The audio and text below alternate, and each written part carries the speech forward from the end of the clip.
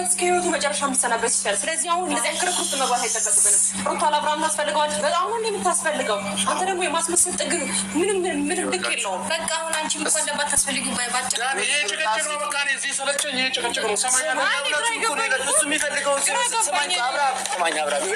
ሰላም ጤና ይስጥልኝ። ወደ የተከበራችሁ ቤተሰቦች እንዴት ናችሁ? እኛለን ይመስገን። እንግዲህ ቤተሰብ እንዳያችሁት እንደሰማችሁት ኤፍሬም ሩታ ታስፈልገዋለች ለአብርሽ፣ ስለዚህ እነሱ አብረው ይቅሩና ሌሎቻችሁ ሂዱ ብሏል ማለት ነው። እንግዲህ ሄርሜላ ምንድነው ያለችው? እውነትህን ነው ወይ ታስፈልገዋለች ወይ? እንደውም የማስፈልግ እኔ ነኝ የማስፈልገው እንጂ ሩታ አታስፈልገውም ብላለች ማለት ነው። እንግዲህ ቤተሰብ አሁን ላይ እንግዲህ ባለው ነገር በጣም ከባድ ነው። አብርሽ ከሚሄድበት ቦታ ቀርቷል። የቀረበትም ምክንያት እንግዲህ ኤፍሬምና ሩታ ፓስፖርቱን ደብቀውበት ነው ማለት ነው። ምክንያቱም ከሄደ አይመጣም ብላ ሩታ አስባ ነው።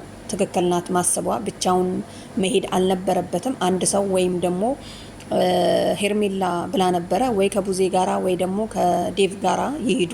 ከሩታ ጋርና ከኤፍሬም ጋር ግን አይሄዱም ያለችበት መንገድ እንግዲህ ያው ታውቃላችሁ። ኤፍሬምንና ሩታን የሆነ ነገር አድርገዋል በሚል ምክንያት በጣም ቂም ይዛበታለች። ምክንያቱም ኤፍሬም ሩታን እያገዛት እየረዳት ነው ያለው፣ ምክንያቱም አብረው እንዲሆኑ ማለት ነው። ሄርሚ ግን በቃ ተይላትና ለሩታ እስቲ እንያት ከሩታ ጋር አብረው ይኖራሉ ወይስ አይኖሩም የሚለውም ማለት ነው። ምክንያቱም ይሄ ልጅ በእናንተ መካከል በጭቅጭቅ እንግዲህ ጤናውን አጥቷል። ምክንያቱም እኔ ይሄንን ጭቅጭቅ ነው የጠላሁት፣ ስለዚህ ዳኒ እየሰማህ ነው ልቀቁኝ በቃ ሄዳለሁ ብሎ እንግዲህ አብርሽ እንዳያችሁ ተነስቶ ጥሏቸው ሄዷል ማለት ነው። ምክንያቱም ሁላችሁም ሄዱልኝና እኔ ብቻዬን ትንሽ አረፍ ልበል፣ ፓስፖርቱንም አትስጡኝ አልፈልግም በቃ ብሏል። እንግዲህ በጣም ስለተናደደ ነው። ሰው እንግዲህ ሲናደድ ብዙ ነገር ያደርጋልና ይሄ እንደውም በጣም ቀላል ነው። ምክንያቱም ውጭ ሀገር ሄዳለሁ ብሎ ትኬት ተቆርጦለት በረራ ሰዓቱ ሲያልፍበት በጣም ከባድ ነው። ስለዚህ በዚህ ቢናደድም ሲቀጥል ደግሞ ሰዎች እረፍት ማድረግ አለብህና ውጪ እንጠብቀሃለን፣ ስለዚህ አብረን እንሄዳለን ብሎ አብርሽ እንግዲህ የራሱ የሆኑ ጓደኞች ነግረውታል። ግን እሱ ለኤፍሬም አልነገረም ማለት ነው። ከሰው ጋር እንደሚሄድ አልነገረም።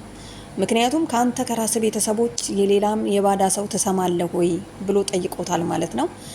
እንግዲህ ዳኒ ምንድን ያለው አብርሽ እነኝን ሰዎች ይዘህልኝ ሂድ፣ ብቻዬን መቀመጥ እፈልጋለሁ ብሏል ማለት ነው። እውነት ነው፣ ብቻውን መቀመጥ ይችላል። ምክንያቱም አሁን ባለበት ሰዓት በሁለት ጥንዶች ተጠምዶ ነው ያለው ማለት ነው። ስለዚህ አብርሽ ጭንቅ ላይ ነው ያለው። አንዳችሁ ልቀቁት በቃ ወንድ በሞላበት ሰዓት አንድ ሴት ላይ አንድ ወንድ ላይ እንደዚህ ጥብቅ ማለት ከባድ ነው። የሌሎቹንም ስም ማጥፋት አይሆንም ወይ ነው የኔ ጥያቄ።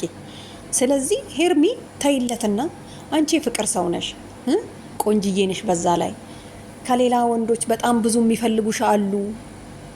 ለምን ከነሱ ጋር አትሆኝም ነው የኛ ጥያቄ። ሲቀጥል ደግሞ እንግዲህ ሩታ ናት የምታስፈልገው፣ ስለሚያስፈልገኝ ነው መጥቶ ቻው ብሎኝ የሄደው ብላለች ሩታና ሄርሚ እንግዲህ ለዚህ የሰጠችው ምላሽ ምንድን ነው? እስከ መጨረሻው ሊሰናበትሽ ነው መጥቶ ቻው ያለሽ። አያችሁ፣ መልሶቹ ጥያቄዎቹ በመልሶች ነው የሚመለሱት ማለት ነውና አብርሽ ዋናው መቅረቱ ነው። እንደማይሄድ በፊትም ጠርጥረን ነበር። ምክንያቱም አብርሽ ሄደ ማለት እነኚህ ሰዎች ተገናኝተው ወከባ የሚፈጥሩበት ቦታ የለም። አብርሽ ከሌለ ዳኒ ለአብርሽ ብሎ ነው የሚመጣው፣ ሩታ ለአብርሽ ብላ ነው የምትመጣው፣ ሄርሜላም ለአብርሽ ብላ ነው የሚመጡት ማለት ነው። ስለዚህ ኤፍሬምም እንደዛው። እነኚህ ሰዎች በየት ተገናኝተው ነው ወከባ ፈጥረው አብርሽን የሚጨቀጭቁት? አብርሽ አለመሄዱ ጥሩ ሆኗል። ምክንያቱም ዛሬ ላይ እንዴት እንገናኝ ነበር ከኛ ጋር ራሱ አብርሽ ቢሄድ ኖሮ። ምክንያቱም ሄርሜላ ሩታ ጋር አትመጣም፣ ሩታ ሄርሜላ ጋር አትሄድም። ዳኒም አብርሽን ብሎ ነው፣ ኤፍሬምም ደግሞ አብርሽን ብሎ ነው ሩታ ጋር የተቀመጠው። ስለዚህ ቤተሰብ የሱ መቅረት ጥሩ አይደለም ወይ ነው የኔ ጥያቄ። ለማንኛውም አብርሽዬ ብቻህን ሄደ ከዛ ከምትንከራተት ሰው ሀገር ወይ እኛ ጋር አረብ ሀገርና ምክንያቱም አረብ ሀገር እኮ ብትመጣ ከአውሮፓ ሀገር የመዳም ቅመሞች አሽቆጥቁጠው አንቆጥቁጠው ነው የሚቀበሉ እስከምትሄድ ድረስ የሚሸኙት ማለት ነው።